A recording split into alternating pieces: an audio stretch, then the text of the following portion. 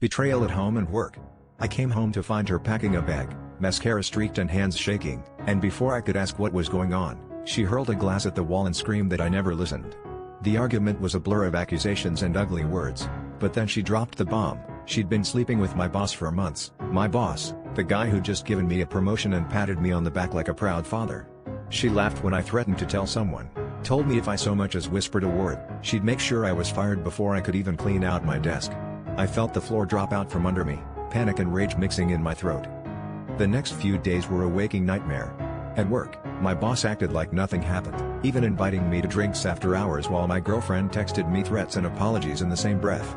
Every time I looked at them, her, curling up to me on the couch at night, him, slapping my back in the break room, I wondered how long they'd been laughing behind my back. I started to lose sleep, watching shadows crawl across the ceiling, replaying every moment that suddenly made sense, the late nights, the sudden cash, the perfume that wasn't hers.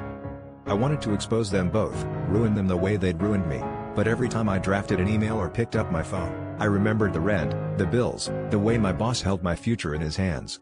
She knew it too, smiling in that new, cold way every time I faltered.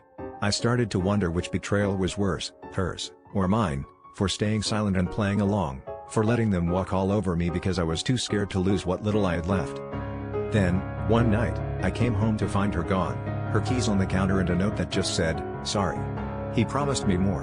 The next day at work, my boss called me into his office, offered me a raise and a new title, like my silence had finally earned its price. I took it, sick with relief and shame, realizing I'd become the thing I hated most, someone who keeps secrets, not because he wants to, but because he's afraid of what telling the truth will cost.